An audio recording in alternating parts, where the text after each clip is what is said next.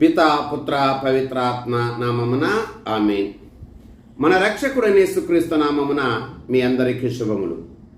క్రీస్తు స్వరం వీక్షకులకు స్వాగతం. యేసు ప్రభు మిమ్ములను మీ కుటుంబాలను చల్లగా దీవించునుగాక. ప్రియ సహోదరి, ప్రియ సహోదరా, ఇది తపస్సు కాలం 3వ వారంలోని సోమవారం. ఇది తపస్సు కాలంలో 17వ రోజు.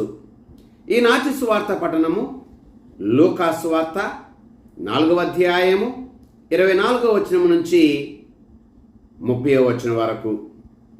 ప్రియ సహోదరి, ప్రియ సహోదరా, తపస్సు కాలం అనేది దేవుని కృపను అంగీకరించే కాలం. తపస్సు కాలం అనేది దేవుని దయను అంగీకరించే కాలం. తపస్సు కాలం అనేది దేవుని క్షమను అంగీకరించే కాలం. మనము ఈ తపస్సు కాలంలో దేవుని కృపను మనం తిరస్కరించకూడదు. ప్రియ సహోదరి, ప్రియ సహోదరా, ఒక రాజు ఓ పేదవానికి ఒక పెట్టెలో చాలా విలువైనటువంటి ఒక బహుమతిని పెట్టి ఇచ్చాడు. ఆ పేదవాడు ఆ పెట్టెను తీసుకుని అది చాలా పాతగా ఉంది కదా అని అనుకుని, ఆ పెట్టె దేనికి పనికిరాదు కదా అని అనుకుని అసలుకి ఆ పెట్టెని తెరవటం మానివేశాడు. కొంతకాలమైన తర్వాత ఆ పేదవాడు మరణించాడు.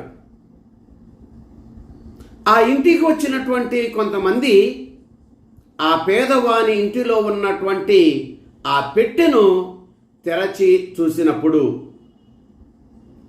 ఆ పెట్టెలో చాలా విలువైనటువంటి గొప్ప బహుమానం ఉంది. అప్పుడు వాళ్ళు అనుకున్నారు, ఎందుకని ఈ పేదవాడు అంత విలువైనటువంటి బహుమానాన్ని ఆ పెట్టెలో పెట్టి కూడా ఈ పేదరికంలోనే, ఏమీ లేని స్థితిలోనే, తినటానికి తిండి లేనటువంటి స్థితిలోనే మరణించాడు అని అనుకున్నారు.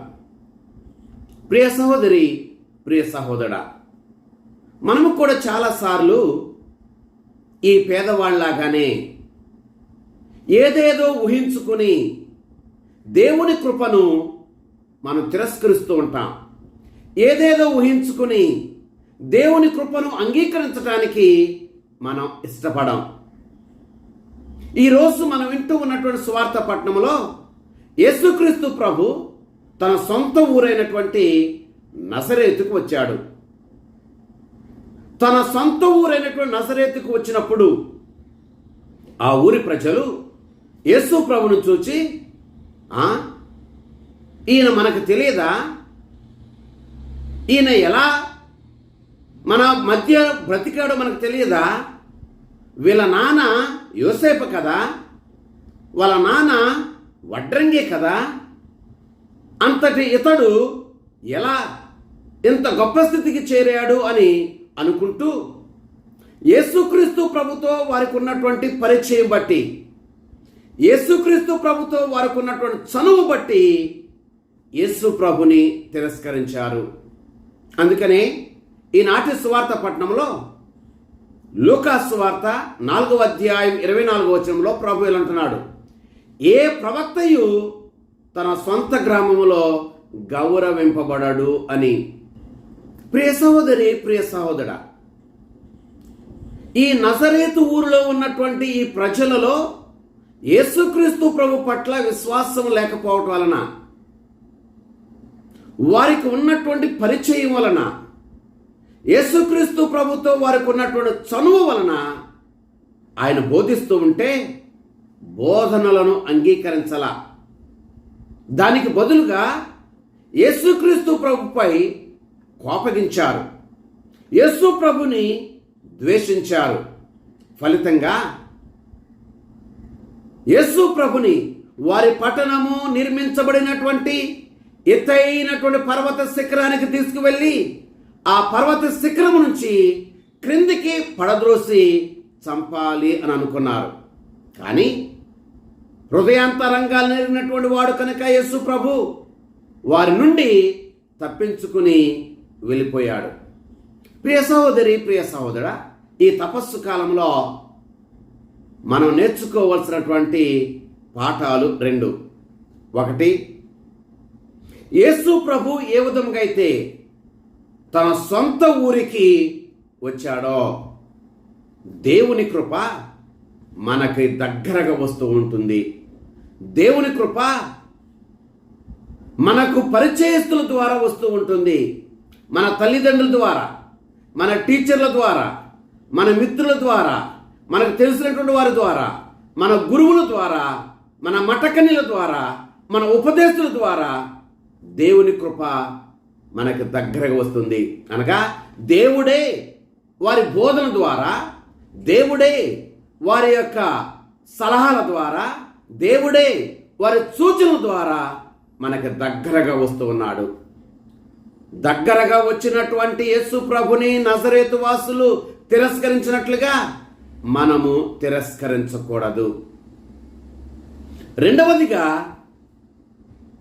మన తల్లిదండ్రులతో, మన మిత్రులతో, మన గురువులతో, మన మఠకన్యులతో, మన ఉపదేశులతో మనకు దేవుని కృప దగ్గరగా వస్తుంది. కాబట్టి వారితో ఉన్నటువంటి పరిచయం బట్టి, వారితో మనకు ఉన్నటువంటి చనువు బట్టి దేవుని కృపను మనం ఎన్నడూ కూడా తిరస్కరించకూడదు. సమూయేలు మొదటి గ్రంథము 16వ అధ్యాయము 11వ వచనం నుంచి 13వ వచనం వరకు మనం చదివితే దేవుడే స్వయముగా దావీదును ఎన్నుకున్నాడు. అయినప్పటికీ దావీదు యొక్క రూపురేఖలు చూచి, దావీదుతో వారికి ఉన్న పరిచయం చూచి, దావీదుతో వారికి ఉన్నటువంటి అనుభవం చూచి తన సొంత ఇంటి వారే దావీదును తిరస్కరించారు. అసలు రాజుగా ఎన్నిక చేయబడటానికి యోగ్యత లేనివాడిగా వారు అతన్ని పరిగణించారు. ప్రియ సహోదరి, ప్రియ సహోదరా, ఈరోజు మనం వింటూ ఉన్నటువంటి సువార్త పఠనం ద్వారా యేసు ప్రభు మనకు నేర్పించే మరొక పాఠం ఏంటంటే, దేవుని కృప లేక దేవుని రక్షణ అనేది ఏదో కొద్ది మందికి మాత్రం పరిమితమైనది కానే కాదు, అది అందరికీ, అది అన్యులకు కూడా అని మనకు తెలియజేస్తున్నాడు. ఈ తపస్సు కాలం దేవుని కృపకు అందరము కూడా పాత్రలు కావాలి. భాషతో కానీ, మతముతో కానీ, ప్రాంతముతో కానీ, వర్గముతో కానీ, జాతితో కానీ ప్రమేయం లేకుండా దేవుని కృపకు మనమందరం కూడా పాత్రులమే. ఈ సత్యాన్ని మనకు తెలియజేయటానికి ఈనాటి సువార్త పట్టణంలో యేసుక్రీస్తు ప్రభువు 2 గూర్చి మనకు తెలియజేస్తున్నాడు. నెంబర్ 1, సరేఫాతు గ్రామంలో ఉన్న విధవరాలు. సరేఫాతు గ్రామంలో ఉన్నటువంటి విధవరాలికి కరువు ఆ ప్రాంతమంతా కూడా వ్యాపించిన ఆమెకు మాత్రమే సహాయం చేయటానికి దేవుడు ఏలియా ప్రవక్తను పంపించాడు. రాసుల మొదటి గ్రంథము 17వ అధ్యాయము 8వ వచనం నుంచి 16వ వచనం వరకు. నెంబర్ 2, నామాను, కుష్ఠరోగి నామాను. ఆ కాలంలో ఎంతో మంది కుష్ఠరోగులు ఉన్నప్పటికీ దేవుడు నామాను వద్దకి ఎలీషా ప్రవక్తను పంపించి స్వస్థతను ప్రసాదించాడు. రాసుల 2వ గ్రంథము 5వ అధ్యాయము 1వ వచనం నుంచి 14వ వచనం వరకు. ప్రియ సహోదరి, ప్రియ సహోదరుడా, ఈ సరేఫాతు గ్రామంలో ఉన్న విధవరాలు, ఈ నామాను ఇద్దరు కూడా అన్యులు, యూదులు కాదు. ఈ యూదులు కానటువంటి ఈ అన్యులకి దేవుడు సహాయం చేయటం ద్వారా రక్షణ అనేది అందరికీ లభిస్తుంది, దేవుని కృప అనేది అందరికీ లభిస్తుంది అని.